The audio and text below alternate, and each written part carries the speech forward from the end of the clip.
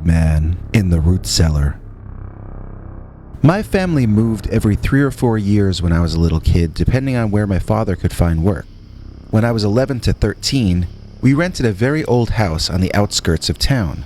School was in town and within walking distance, plus we were surrounded by woods and friends of our own age. My sister and I both remember this as the most fun time of our childhood. Now, this was back in the 1950s, but the house we lived in was old, even to us back then. It had been a small family farm earlier on, as in maybe 10 years earlier. A freshwater stream ran through the back and we had a well and a root cellar. The root cellar was built into a nearby hill.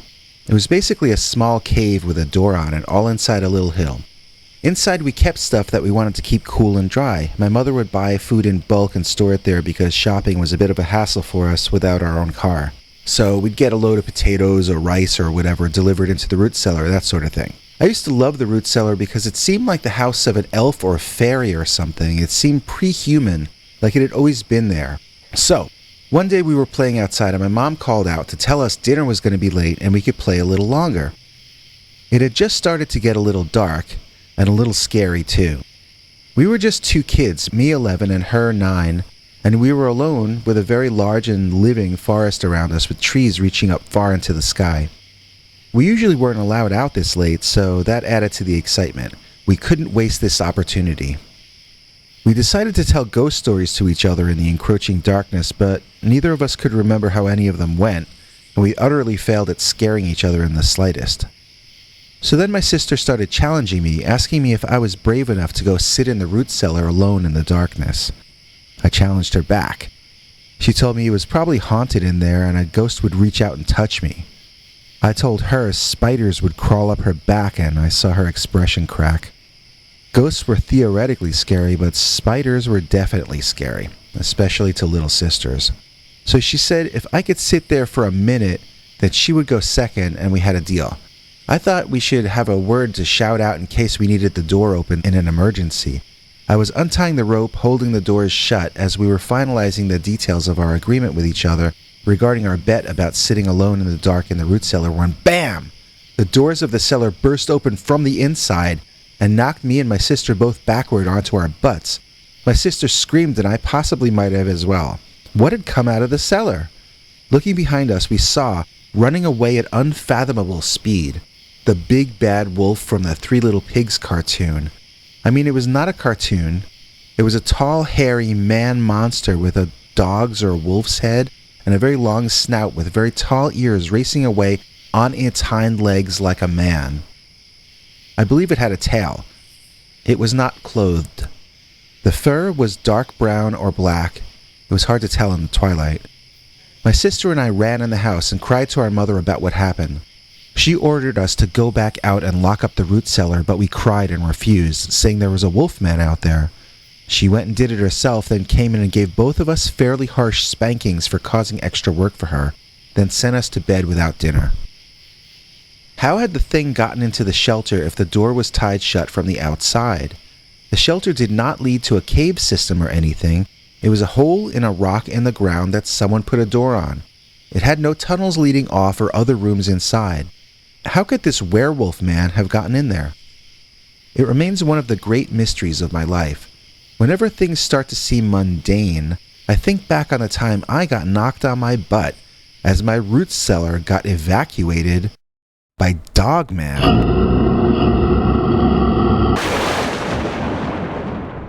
Ask who's the best? I say it's him. So who's him? Godzilla Tim.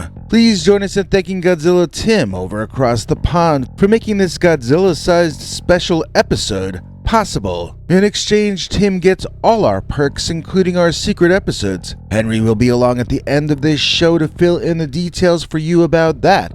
But I think we got another 4 or 5 cryptid stories first before that happens. So get comfortable, because we're about to launch into a big cryptid battle tale, which we call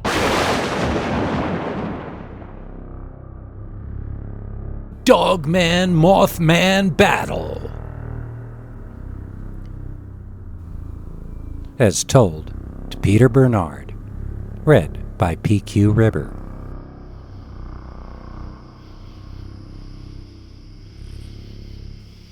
So this story took place in 1969 when I was 7 years old. This was before my sister was born, and it was just me, my father, and my mother. Back then, in spring and summer, we would drive out to the country in Pennsylvania, park the car along the road, then make a small camp a bit further into the fields out there. It would be a different place each time, just somewhere random, where nobody seemed to be around to disturb us. We would never go out of sight of the car, and sometimes you could still smell the fumes from the highway if there was traffic. This was our family's idea of roughing it. But maybe we should have stuck with that, because the one time we ventured further into nature, we encountered 2 huge mystery predators and probably could have lost our lives. Okay, 1969 is remembered as the hippie era, tie-dyed jeans and rock music and so forth. Our family was technically more like 1962. Mom and Dad looked like they stepped out of an episode of The Twilight Zone, and I suppose so did I. We were squares. So my mom made each day like a picnic, and it was very pleasant and very Ward and June Cleaver, with me starring as the Beeve. One day, Dad, and I decided we wanted to take a walk into the forest in the late morning and get back in time for Mom's lunch. I remember the trees looked nearby, but once we started walking toward them, they sure seemed much farther away than I had thought. I think maybe if you grow up in the city, sometimes distances can seem different if you're suddenly in the country with no man-made landmarks to judge by. Or maybe that place just had something weird about it. So we walked and walked and walked for long enough that my 7-year-old mind thought it was boring and was reconsidering its original decision until...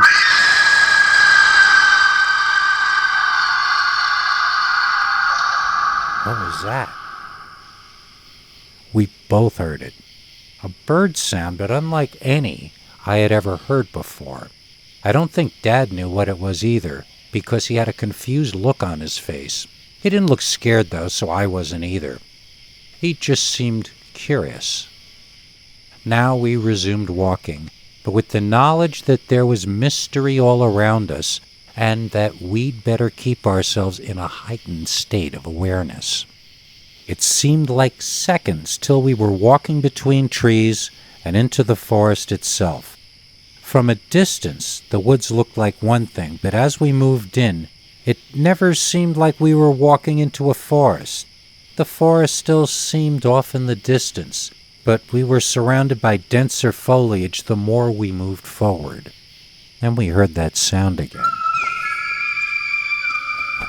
And there was a kind of flapping sound, I guess, and we heard leaves and branches moving. For just a second or two, we saw a winged, flying humanoid fly up out of the forest into the blue sky. It silhouetted itself against a white cloud, and it looked like an angel, but not a good one. I couldn't really make out the head or face, as it was backlit, and I don't know if it had arms. I know it had legs that seemed to end in long talons or claws and wings that sort of reminded me of a glider. They did not look like bird wings, but rather a stretched fabric of skin forming sails on either side. For a second I wondered if it were a man in a strange glider or a large kite, but then you could see it spotted something on the ground and changed its direction midair to pursue the item of interest. And so did we. Without even thinking about it, we both ran in the direction the bird thing had flown to. Could already hear Dad's lecture in my head that would come later, about how we must never tell Mom about what happened today. I knew we were doing something we probably would later regard as foolish. If I knew that at age 7, didn't my father also know how stupid we were being? I don't know. So, as we get closer, we heard a sound like a roar.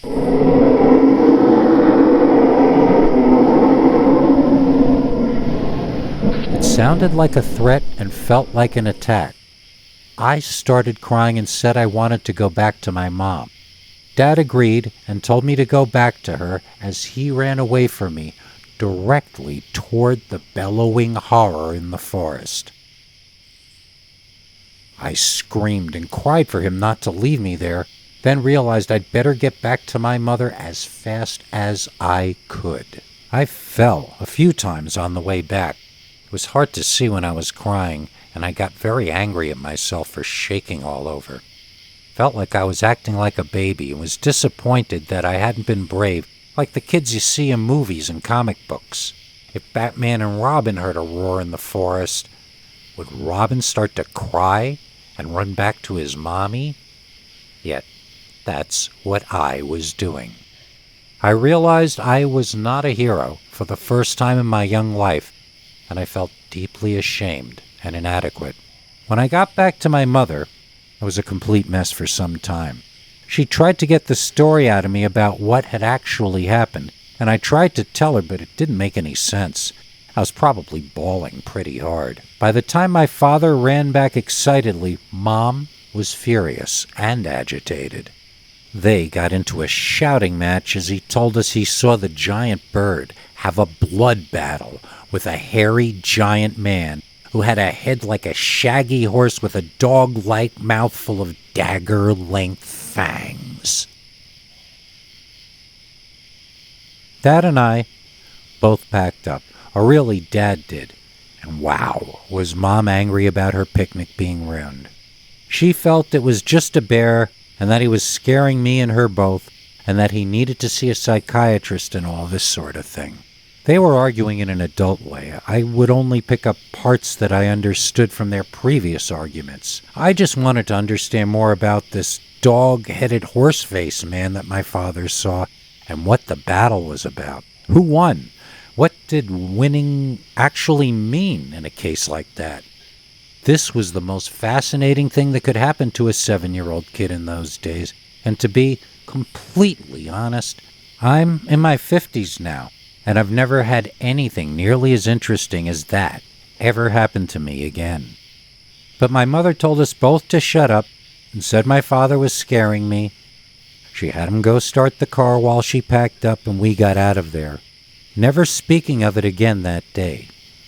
I had to wait till the next night before my dad and I could get some alone time out of my mother's notice. Finally, I could hear what had happened in the woods after I had run away. Okay.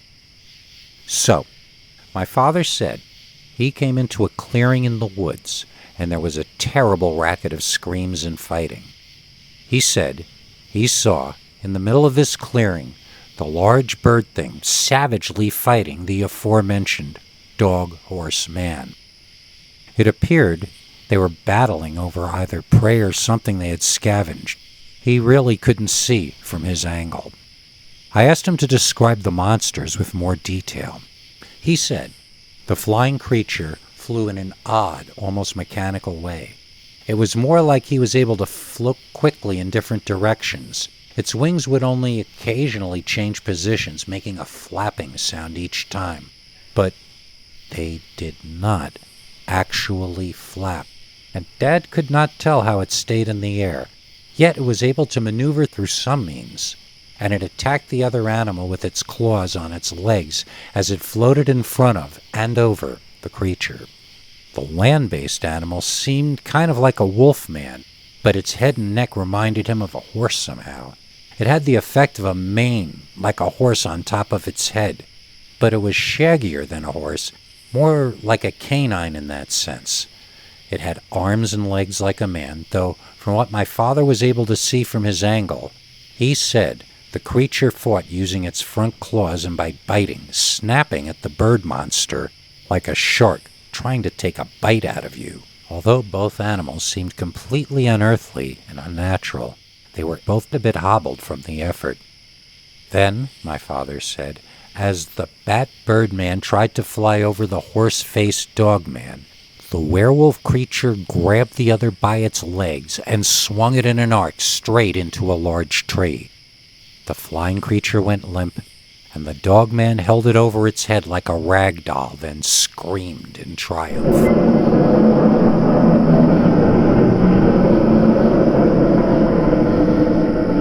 Realizing that the ferocious dog-horse monster now had free time on its clawed hands to do further damage, my father finally decided it might be time to leave. And you know the rest of the story. Looking back on it, I find it hard to believe that this is an actual memory from my childhood, but it definitely was. My mother, to the day she died, insisted my father saw a bird and a dog fight over some food, and he blew it up into something bigger. But she never denied that a strange event took place on that day, or that my father said it was a horse-headed dog that walked on its hind legs versus a giant Batman. My dad died in 1980, so even though he and I talked about it many times after the event, my memories of those conversations are themselves ancient. As for where this all took place, it had to have been in Pennsylvania, somewhere. And that's about all I would know, some rural part of Pennsylvania.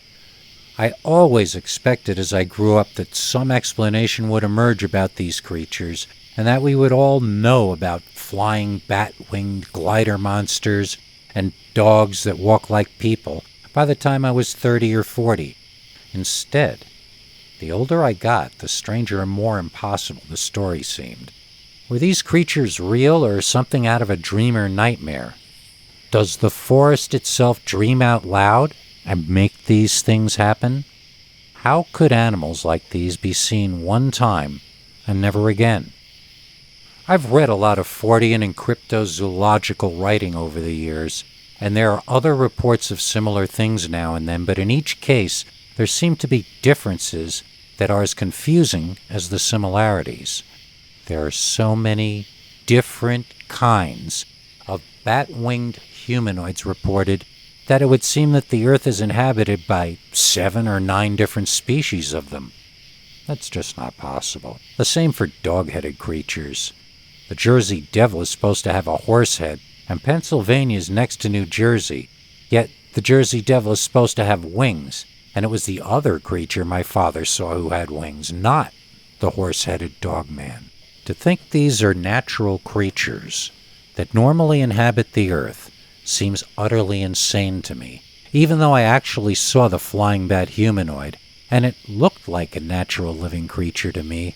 It seems almost like these cryptids are nature combining with imagination in some unknown way and for some unknown reason.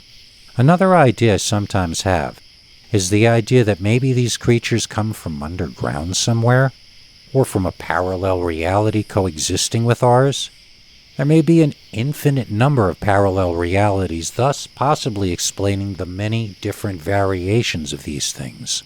All I know is, if you venture into nature, there is no guidebook that will ever be written that will be able to warn you of all the high strangeness that you could potentially encounter.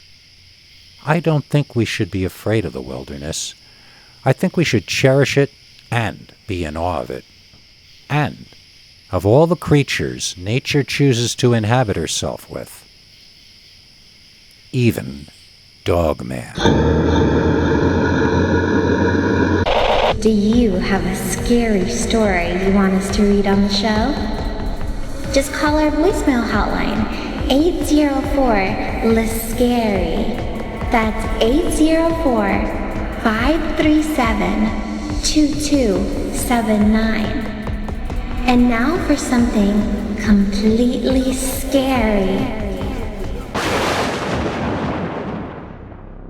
The Westport Wild Man, as told to Peter Bernard, read by PQ River. Back in the summer of 1950 or 51, when I was 15 or 16 years old, I broke my parents' rules and snuck out one night when they thought I was asleep to party with friends I was banned from seeing.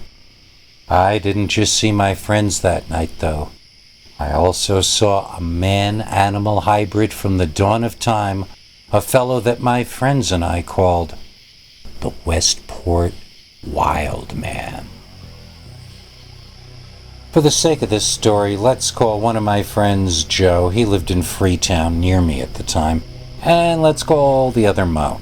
Now, Mo's family were spending the summer with richer relatives who lived down in a part of Westport overlooking water. I never actually saw the place, but it sounded nice from the descriptions I'd heard. Anyway, part of the deal with Mo staying at his relative's place was that he was no longer grounded. He could roam where he wanted to as long as he stayed away from me and Joe, who were seen by his parents as bad influences. Mo had been wandering into this natural area just south of the bioreserve over there, and on more than one occasion, he claimed he had seen a hairy ape man. Now, this was years before I had heard of Bigfoot, but there were lots of ape men in movies. Maybe they were supposed to be gorillas, but they were guys in suits, so that's what I envisioned when I heard Mo describe what he had seen. Since Mo said he only ever saw the monster man right around sunset, we figured if we were going to hunt for him, it should be at night. We set a date 2 weeks into the future so that we could give ourselves the time to work out the logistics of how we would break our grounding without being discovered. For those 2 weeks, I went to bed earlier each night and got up earlier each day. Both my parents were early risers, so not only did they notice this new behavior, but they congratulated me for it and were nicer to me for a while. Then, on the night in question, I went to bed at 9, locked my door, and exited through the bedroom window to go hunt the Monkey Man. Now, although the Westport Wild Man was our nickname for the creature, the area in which it was seen was actually north of Westport, I'm pretty sure. I'm looking at a Google map as I'm writing this, and I'm not 100% certain which of the green areas I'm looking at is the correct one, or if it even exists any longer. My memory tells me it was an area south of the bioreserve, but Google seems to be labeling all these green areas as the bioreserve, so I'm not really certain. At any rate, we met at a pre-designated place and time, then Mo led us to the spot where he'd seen the ape man twice. It was dark there. It was very dark there. We weren't even in the trees yet, just in this tall grass that I didn't realize was loaded with ticks I'd be pulling off my body half the next day. Mo said, "Give your eyes a minute to adjust to the light." But they never really did. You know why? Because it was really dark there. After a minute or two, Joe started moaning that we needed to go back and get a flashlight or just forget about this. His voice sounded really scared. I hadn't been frightened up to that point, but hearing Joe sound quavery-voiced made me feel scared too. Mo sighed heavily at both of us and produced a flashlight from his pocket. He held it low and pointed it at the ground between us. "I have a flashlight with me, as you two quivering little lambs can see," Mo mocked us. "But are you sure you want to use it?" We quickly said yes and began grabbing for the light from his hands. He pulled it back from us, careful to keep its light confined to a small area directly beneath us. "Before you make up your mind to use this flashlight," he admonished us, "you should know the drawbacks of using it." That got our attention and we listened to him quietly. "1," he began, "it will not only light up the forest for ourselves, but for anyone or anything else that might be here with us.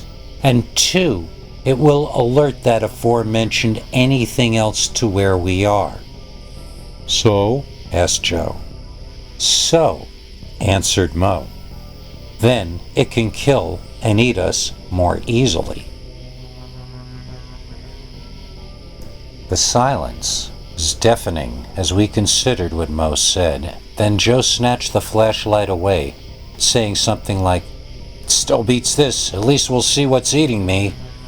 Once the light was his, Joe swung it wildly around, and for the first time I got a clear look at the tree line about 90 or 100 feet past us. It was around the distance from home plate to first base, at least in my memory. There was a solid wall of trees extending past the light of the flashlight to the left and right. After swaying back and forth for a few seconds, Joe centered the flashlight on the hairy figure standing there. There was a man-shaped figure standing there, perfectly still. I remember gasping so hard that I choked myself, and Joe let the flashlight drop from his grip. I caught it before it hit the ground and immediately aimed it back at the figure, who had not moved. It was still standing perfectly still, so I just aimed the light, squinted my eyes, and tried to take in as much detail as possible. The tall grass was blocking off everything below his knees, but he at first appeared to be covered in fur except on his face and on his hands, which he held perfectly still, hanging from his sides. His proportions were roughly human. His arms may have been a little longer than mine, but they were not ape arms. And why was there no fur on the back of his hands? As I continued to study his appearance, I noticed he had long black hair coming from the top of his head and going down on either side like Veronica Lake or someone, but dirty and matted with lots of split ends. He also appeared to have a beard, so he was not an ape, no matter how far his brow seemed to protrude from his forehead. His skin was very tanned, but something like Caucasian or possibly Native American skin. His features resembled neither. In short, he was something impossible that could not have been there. And he still hadn't moved. I felt a wave of relief as I became convinced this was just a gag. It was a dummy. Mo had erected a dummy, and he had made dummies of me and Joe. I started laughing and told Mo I got the joke. Mo just looked confused. He told me it wasn't a joke. I said if it's not a joke then, why hadn't the ape man moved? I grabbed the flashlight from Joe and pointed it back to the same spot on the tree line to illustrate my point. The ape man was no longer there. The three of us reacted in unison, all shouting and cursing and grabbing for the flashlight. I pulled it away and scanned back and forth until I found the ape man. He was walking towards us. He was now halfway to us. His hair hung low down his back. He was a primitive proto-human. As we watched, he bared his teeth and emitted a guttural, growling sound. Then he started to run at us while growling. I would love to regale you with the specifics of how three imbecilic 15 or 16-year-old kids from Massachusetts evaded a furious caveman as he chased them in pitch darkness through tall grass and back to civilization, but I literally do not remember any part of the rest of the story. I have deduced that we got away, since I am not dead yet as I type this. How exactly we did it, though, is anyone's guess. I never asked Joe or Mo about their side of the story, and they're both gone now for years. So I suppose this is the interactive part of the story, as you get to choose your own conclusion. Did we turn around and beat him up? Did he stop running and let us get away? Was he only trying to scare us off of his turf?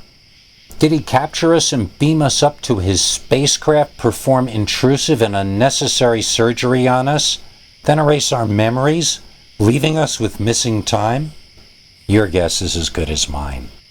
For all I know, it really was a joke that Mo cooked up with a friend of his. The caveman was larger than us, but he didn't seem to be larger than man-sized. It could have been one of Moe's bigger friends from town or something. Maybe he was just wearing half a gorilla suit and a Don Post caveman mask. I don't know, and I suspect I never will know. But in my gut, I'll tell you, I think what we saw that night was what my generation used to call the missing link, or the creature that came between apes and man on the evolutionary ladder.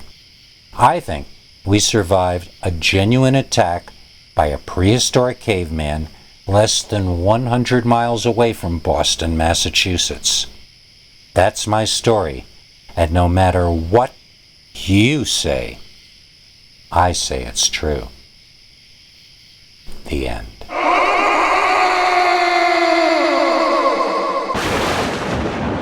The Man-Sized Bat, as told to Peter Bernard, read by PQ Ribber.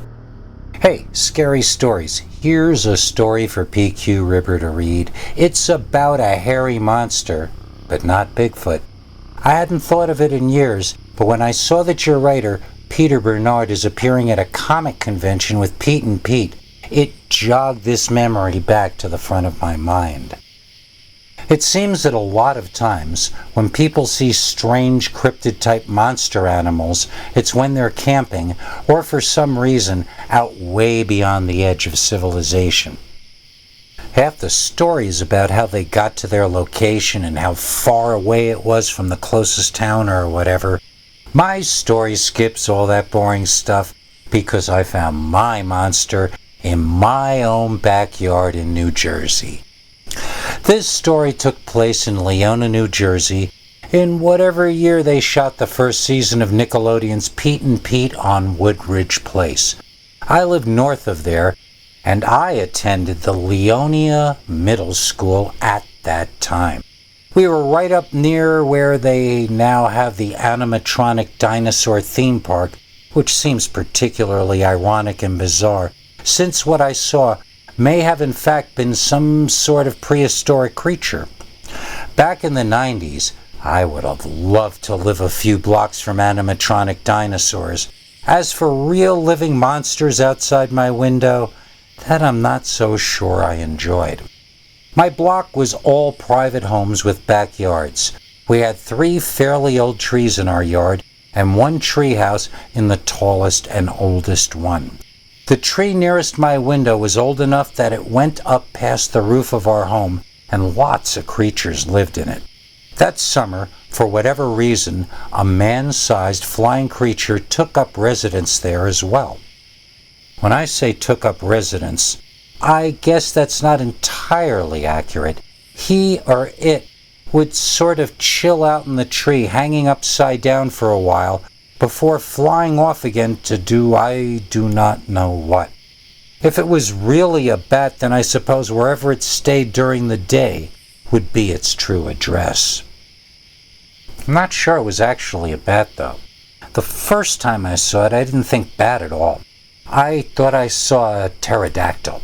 I had been staring out the window, enjoying a warm June evening, when out of the darkness of the tree closest to my window, a loud flapping sound, coupled with loud movement of leaves, erupted, terrifying me momentarily.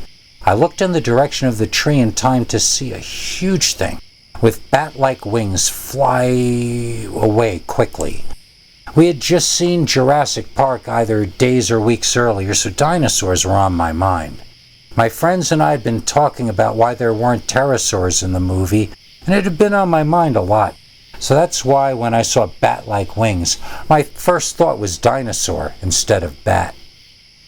The next night, my friend Steve from school stayed over and brought his Sony Betamax video camera with him. We both fell asleep standing guard by the window when suddenly something screeched like a predator outside the window, waking us both up with a start. Steve started filming, but all he ended up getting was us both screaming, "Did you see that?" accompanied by visuals of the room lights reflecting off the bedroom window. I asked Steve to lend me his camera, but he said it was really his dad's, so that was out. I begged my parents for a video camera, but for some reason they didn't think it was wise to spend hundreds of dollars to shoot video of our backyard at night. For the next few weeks I stood guard by my window anyway. I would see him almost every night, probably about 5 times a week. Gradually I got a better sense of what I was looking at, and it was not a pterodactyl, or at least not one like they had in books back then. It was a furry creature with bat wings, a short tail, bug ears, and a face that looked like a cross between a man and a pig. That's kind of what it really looked like, if a bat, a pig, and a human all had a baby. The idea sprang into my head. Is this the real monster behind the Jersey Devil? This had the bat wings that the devil is supposed to have, but it definitely did not have a horse head like old Mr. Leeds. When it would fly off, I would wonder where it went. If it was a bat, then it must have flown off to hunt or to suck blood, as those are the main ways bats eat. I wonder what that thing would hunt, and shuddered at the thought. At that moment, I was glad I didn't own any small pets, as I didn't think they'd be safe living there any longer. By later in August, he, or she, didn't appear 3 nights in a row, and I started sleeping in my bed again instead of by the window. I'm not 100% sure it stopped coming around, but I know that I soon forgot about it. That's the thing about life. You can encounter the deepest and most fascinating mystery you'll ever see, but then soon enough it's time to go shopping for new school clothes and notebooks, and to have your sense of wonder pounded out of you for another few months until Christmas time. I feel like I should end it as though I were on Reddit, like, "Hey, Mr. Giant Bat in a Tree Man, let's not meet again." But in truth, I'd love to get another look at that guy, whoever or whatever he or she was. Or else I'd love to hear of someone else making a similar sighting. It's hard for me to believe I've grown into an adult and yet never heard another story about a man-sized bat flying around New Jersey, or anywhere else for that matter. Surely someone must know what that thing was. Surely someone besides me must have seen it.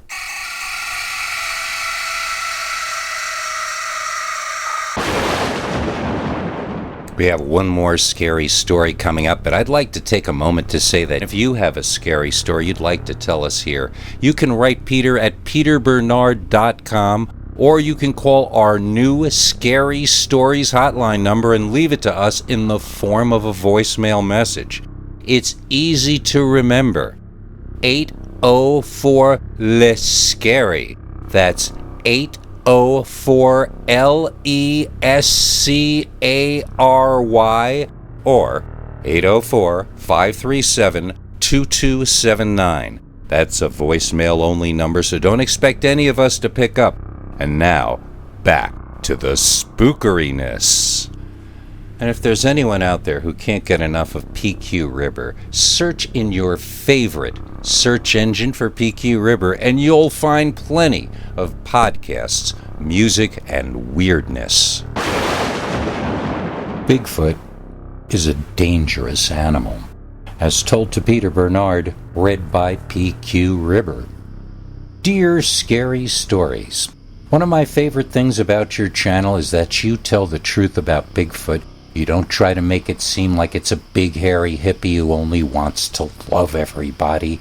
Bigfoot is an animal, and like any animal, it can kill when it's hungry, or even if it's just scared or angry. Plus, Sasquatch is part human, which means it can be crazy for crazy's sake alone, like serial killers.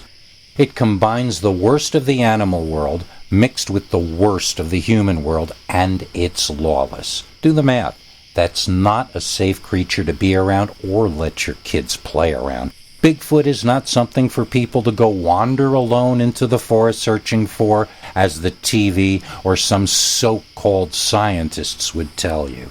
Searching for Bigfoot should be your last concern if you're in the forest, and your first concern should be if Bigfoot is searching for you. Now, I grew up in northern New York State, up in the famous Whitehall area, and Bigfoot is not a joke to people in my hometown. As you probably know, it's illegal to kill Bigfoot up there. Obviously, that law would not apply if you were to kill the monster in self-defense. Yes, I call it a monster because I know for a fact it will attack humans and their pets. I had to lose a girlfriend to find out, and I'll tell you the story how right now. Back last year, I had been done with high school for a while, so my father made me go out and get a job. Soon I was working at a certain fast food restaurant chain down on Broadway as a sandwich artist. We were up by the budget motel that had that creepy sign next to it that read, "Save face, buckle up," superimposed over a picture of a smashed windshield. I would have to see it every time I went to work. It really set the tone for the gig. Same thing, over and over. And so, to break the monotony, I had started ending the purchase by saying to the customer, "Save face, buckle up," and then trying not to laugh. And when there were no customers for a while, I would stand there and think to myself, "Save face, buckle up, save face, buckle up." It's like they treat us the same way parents treated bad children in the old days. It used to be like, do as your mother tells you or Krampus will disembowel you and eat you for Christmas. Now it's like, wear safety belts or we will rip your face off. I loved it so much that I promoted it to the beginning of the conversation.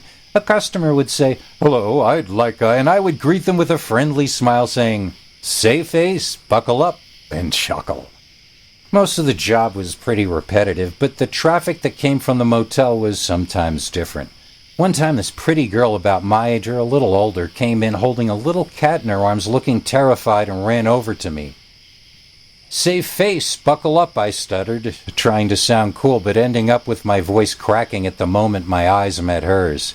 She was the most exotic-looking woman I'd ever seen, with light brown skin and eyes that seemed sometimes tan and other times silver, lighter than her skin tone. Her hair, dyed a color that I don't know the name of, was straight and pulled back over her ears with a black wool hat pulled down low to the eyebrows. She wore a navy blue peacoat over some type of dark pants or leggings, and then combat boots on her feet. As nervous as she seemed, that's how relaxed her small, striped orange cat seemed in her arms. To him, this was obviously all a show for his entertainment. He yawned and stretched and stuck his head into the crook of her arm to go back to sleep. She drew me in close to her and whispered something about how this guy Gunter was going to kill her cat and she needed a place to hide. I, for some reason, did not take her seriously, but I decided to humor her and be nice, then maybe ask her out later. I went into the office and let her in. She begged me to lock the door, so I did. To be honest, I would have eaten the key if she would have asked. I never saw anybody as pretty as her before, and she smelled really nice when you got close to her, too. About 10 or 15 minutes later, I was in the middle of making a sandwich for a store clerk who worked at the lumber place across the highway when this really big guy came in wearing a puffy vest and black leggings with big scary-looking boots that gave off the impression they could detach themselves from his legs and come over and kick you if they felt like it. He had long, light brown, almost blonde hair pulled back in a ponytail and some kind of weird gray old-fashioned hat on that had a feather in it. He said something to me really loudly, but I didn't understand what he meant. I told him I'd be with him when I was done with this lumber store guy, but the big guy repeated what he said before, and I realized he was asking if a girl came in here. "Oh, a girl," I said. "Sorry, I didn't understand your accent." I turned to the customer who asked me for sweet peppers. "Well, did you see her?" He was really angry, but his German accent cracked me up, and I started doing my Arnold Schwarzenegger imitation. "Where is Sarah Connor? I must find Sarah Connor." I laughed at my Terminator joke, and the lumber guy from across the highway also laughed at my Terminator joke. The giant ponytail Terminator dude, though, he didn't laugh at my Terminator joke. He just looked at me, and then he kept looking at me. Then he took off his sunglasses, and still looking at me, he laid them on the counter between us, and then he continued looking at me. "Look, will you stop looking at me?" I asked him. "It's completely creeping me out."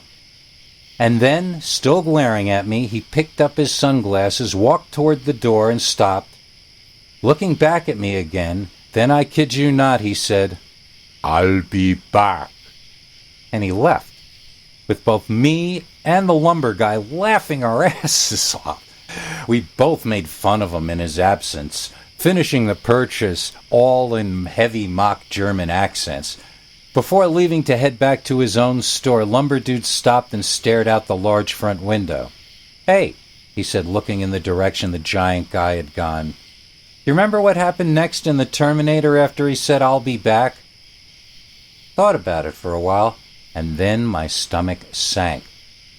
"He drove some kind of vehicle into some kind of building or something, didn't he?" I ran around the counter to see what the lumber guy was seeing.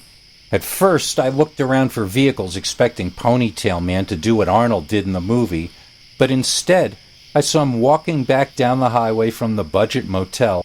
I raced to the office and opened the door. Well, honestly, I tried to open the door, but my hands were so shaky from shock that I had a bit of trouble getting the key in the lock, if you know what I mean. Entering the office and locking the door behind me, I told the girl we had to go and pulled her, still holding her cat, out the back of the building, across the parking lot and into the trees. Once we were a few trees deep, I wanted to stop, but this time she grabbed me and pulled me. "This is the first place he'll look for us. We've got to keep going for a while," she stage whispered to me in between gasping for air and running through the edge of the forest. Those woods there are really only maybe 12 trees wide, extending in a long line that leads into a wider area and eventually into a huge swath of forest land. I figured if we made it into the forest itself, we'd be hard to find before nightfall, and we might be able to alert law enforcement or something at some point. Mainly, I was watching her butt as I ran behind her, more than planning ahead, to be completely honest. It's not my fault that I've got hormones. That was God's choice. Sooner or later, we had made it to the forest primeval, and I took her to a cave I knew about. Well, a hole in the rock, really. There were bushes in front that we could pull into the cave once inside and create the illusion that there was no cave entrance there at all. We both shone light around from our cell phones, which were getting no reception out there, making sure there was nobody else in there with us.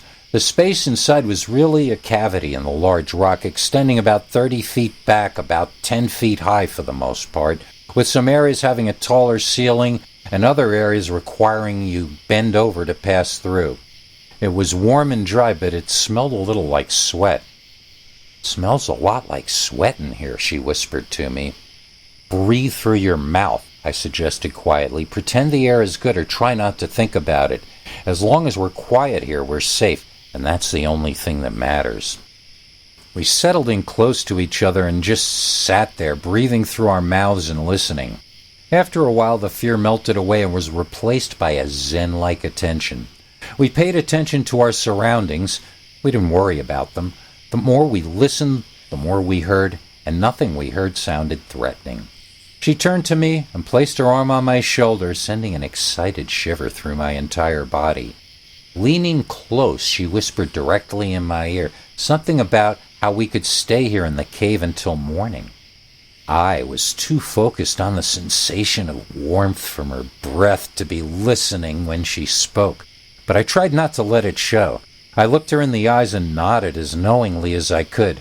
I noticed how the shade of her eyes changed depending on what colors were glowing on our cell phones. I almost mentioned it to her, but decided it wasn't an appropriate moment to be discussing romantic things.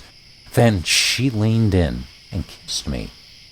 To cut a long story short, we laid there afterward, discussing the new life we could start to have in the morning. I knew a number of girls in town who were always looking to rent a room at their places, so it would be easy for her to stay here in town. On the other hand, the only thing I would lose by leaving this place was a minimum wage job, so we discussed whether maybe we should hit the road instead, in a direction other than she knew Gunther planned to be heading in. The world suddenly felt like it was in 4D Sense-Around, and everything seemed so open to possibility. This, without a doubt, was the happiest moment of my life. We were both a little heated up. and she suggested we go outside and get a breath of fresh air.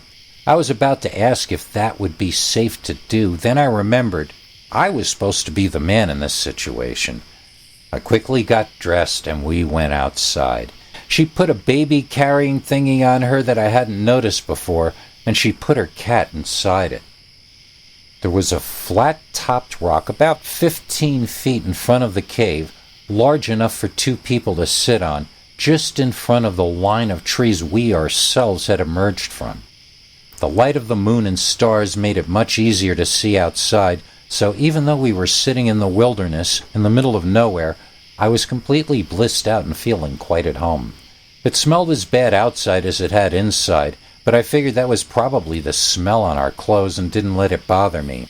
The grass under my feet may as well have been shag carpeting, and the tree I was leaning against could have been the imitation wood paneling in the Brady Bunch house.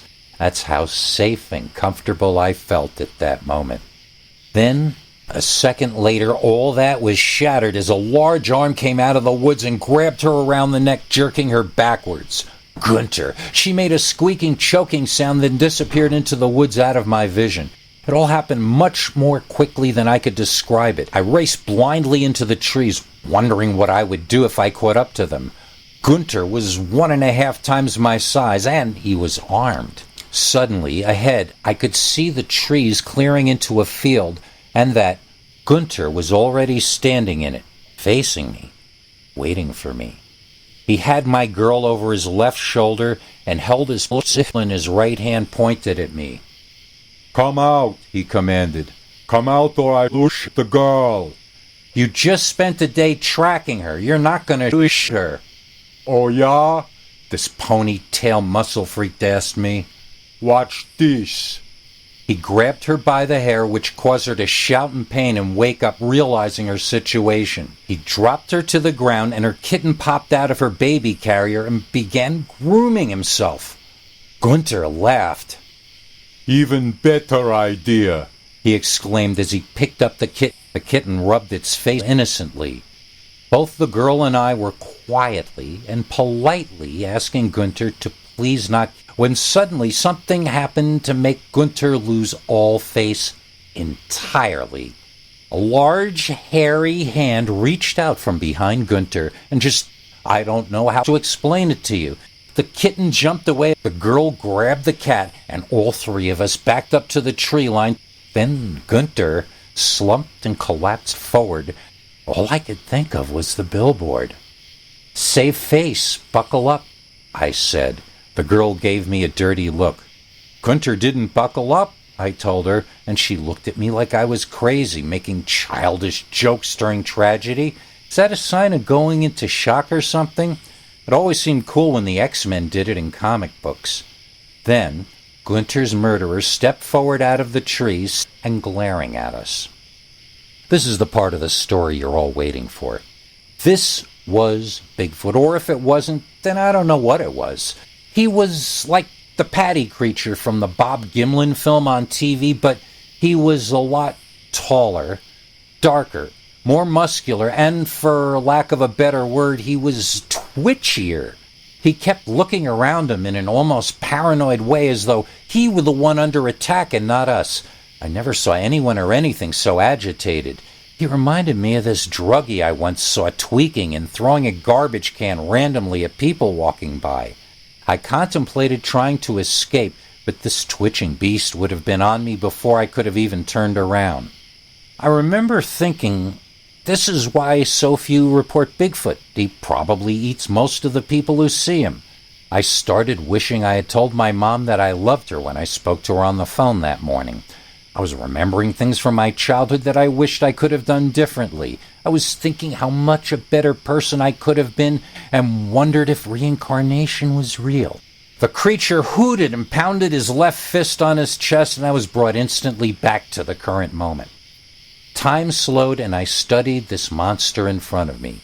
I asked myself, why are you trying to commit his appearance to memory? You're going to be dead in a minute. And then I answered I would be able to tell the angels what Bigfoot looked like, and what he looked like was messed up. He had hair or fur all over, and there were patches of it missing and other patches where it looked like it was matted down, where his skin showed he had sores, cuts, and bruises. This Bigfoot was in bad need of a grooming. He smelled just like our little cave, only much more so. He reared back to full height, and it was utterly breathtaking. He was much taller than any bear. I'm not a good judge of height, but to me, at that moment, he might as well have been 40 feet tall. That's how insignificant I felt at close range to him. Then, in a terrifying, twitchy nightmare of a moment, he bent forward and roared a scream out that was so powerful I could practically see it, and I know I could smell it. That was the last thing I remembered until a bird crapped on my face, waking me up the next morning. While wiping my cheek with some napkins I had stolen from work, I looked around and saw the girl and the cat were both sitting there, facing away from me. I looked to where they seemed to be staring and saw nothing but the sunrise coming through the trees. I got up and found my legs a little wobbly, but eventually I made it over to the two of them, and I saw that the girl was meditating. I decided not to disturb her and sat down next to her. Then a breeze brought a terrible odor, and I quickly looked to my left, seeing Gunter. This panicked me, and I stood up, turning in circles, wondering if the creature was still there. "He's gone," the girl said flatly. I said dumbly. "The ape man," she explained as if to a school kid. "He's gone." "How do you know for sure?" I asked timidly. She tapped her nose and wiggled it, like Samantha from Bewitched. "Women can smell better than men can. I'll know when he's headed back in this direction, which might be soon. If you're ready, we should head back to town. I marked down the GPS coordinates so that we can tell the cops." "Wait," I interrupted her. "Tell the cops what? That a mythical creature killed your Nazi ex-lover? As your new boyfriend, I'd be the main suspect. I'd spend the rest of my life in prison for a murder that I couldn't possibly have committed." "Well then," she asked me in a challenging way, "what do you propose to do?" I told her. "I propose we choose one of the plans we discussed last night and start our new life together. That's what I propose." "I mean, what do you propose to do about Gunter?"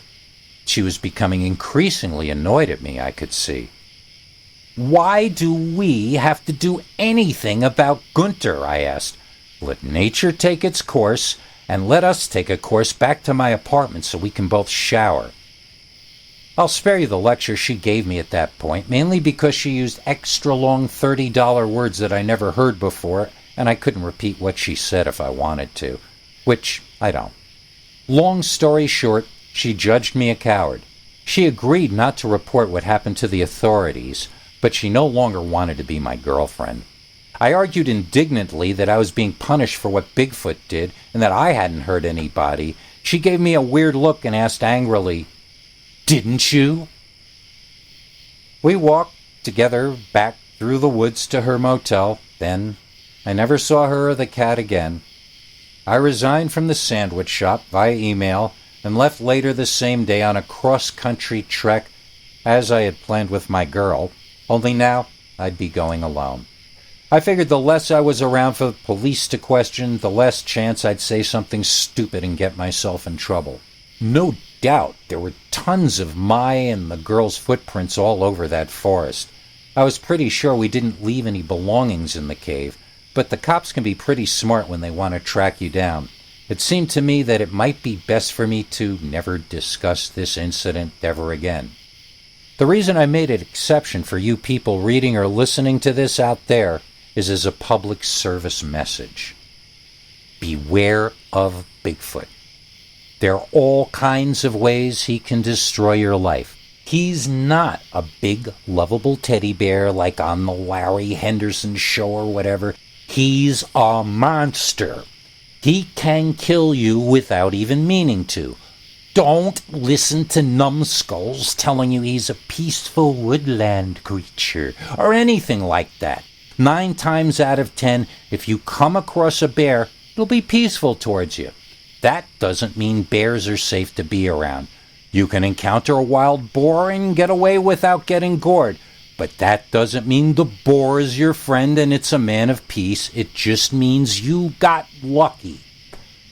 You can listen to me and learn, or you can listen to the self-proclaimed cryptozoologists and go traipsing into the woods, knocking on trees and inviting danger and death to come get you.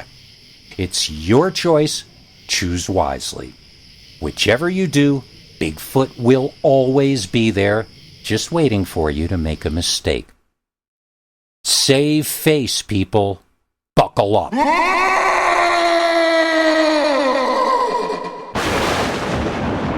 Thanks for watching till the end. If you liked what you saw, please consider clicking like on the video or sharing it with your friends and family that you think might also be interested.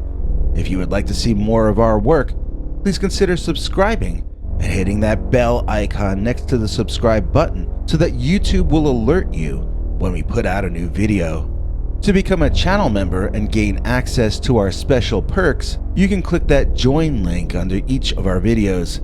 Another option is to join our PayPal subscribers club at peterbernard.com. You can join for as little as 99 cents on YouTube or $1.50 at peterbernard.com, and that gains you access to our weekly secret uncensored episodes. If you'd like to see our 21 hours of archives of uncensored Dogman stories, then please join at the $3 level or above. To get to watch our shows in advance of the public, please join at our $10 level. That gets you all the perks. If you join our channel memberships, you need to check our community page here on YouTube in order to get the links to the secret videos and other perks. If you're in the PayPal subscribers club, Peter will email you all the news and links himself. Once joining the PayPal club, which is Peter's homemade club, please give him a chance to see that you've joined and to compose you a personal welcome email, as none of that is automated. But whichever you join, we'll name you an executive producer for the next available episode. Do you have a scary experience that you'd like to share with us? You can email us at scarystoriesnyc@gmail.com or call our Scary Stories voicemail hotline at 804-LA-SCARY. That's 804-537-2279. It's a Google voicemail box, so that means it keeps cutting off after every 3 minutes. If your story is longer than that, please keep calling back and we can piece it together on our end. Good night, and have a scary tomorrow.